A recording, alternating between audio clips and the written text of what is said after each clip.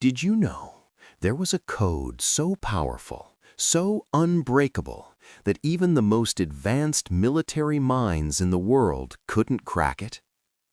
It wasn't built in a lab. It wasn't written by mathematicians. It came from a people whose land had been taken, whose culture had been nearly erased. And yet, when their country called for help, they answered. From the battlefields of World War I to the jungles of World War II to modern warfare, Native American code talkers used their languages to save thousands of lives. But here's the part history rarely tells you.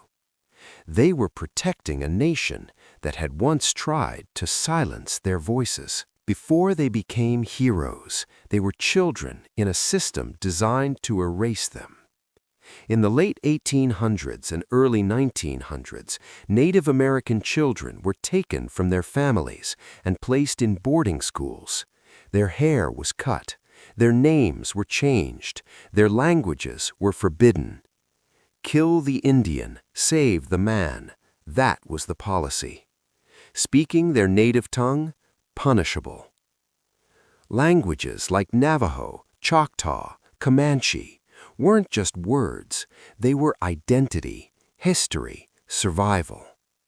And yet, the U.S. government tried to wipe them out. But those languages endured, quietly, secretly. In 1918, during World War I, American forces faced a deadly problem. German troops were intercepting communications, breaking codes, predicting movements. Then, a breakthrough.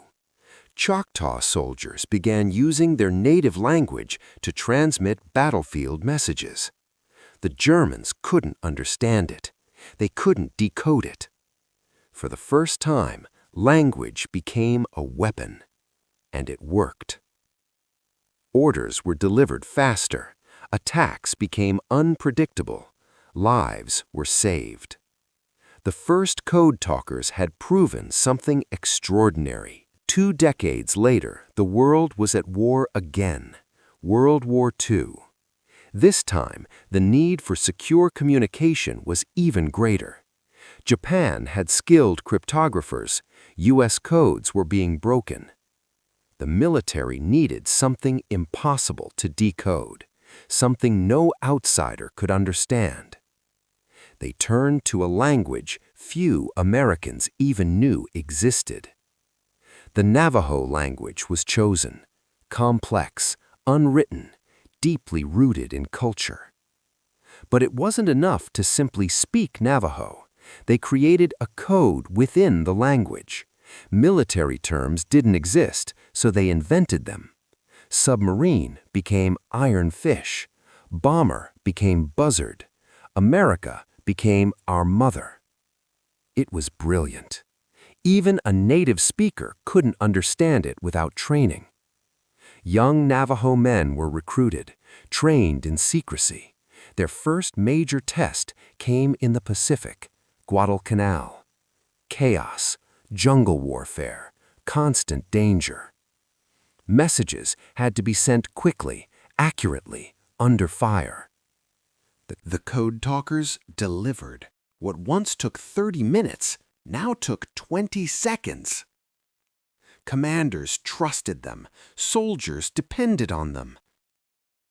And the enemy? But even as they served, they faced another battle.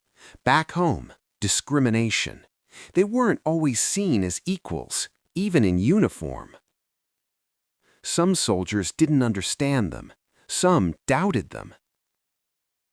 In extreme cases, code talkers had bodyguards. Their mission? Protect them or kill them if captured. Because if the code was compromised, everything would be lost. Then came Iwo Jima, one of the bloodiest battles in U.S. history. Over 800 messages were sent in just 2 days, all in Navajo Code. Not a single error. Not a single code broken. Commanders later said, without the code talkers, the battle might have been lost. They didn't just help win fights, they helped win the war. When the war ended, the code talkers came home, but their story stayed classified. They couldn't speak about it, not to friends, not to family. For decades, their heroism remained hidden. It wasn't until the 1980s that the truth began to emerge. And in 2001, the Navajo Code talkers were awarded Congressional Gold Medals. Finally, recognition, but many had already passed. Heroes who never got to hear thank you. Today, their legacy lives on, not just in history books, but in language, in culture, in resilience. The very voices that were once silenced became the key to victory. They didn't just protect a country, they reminded it of its own promises. So the next time you hear about war heroes, remember this: some of the greatest victories were spoken in a language the world tried to erase. If you believe stories like this should never be forgotten, subscribe and share this video, because history only matters if we remember it.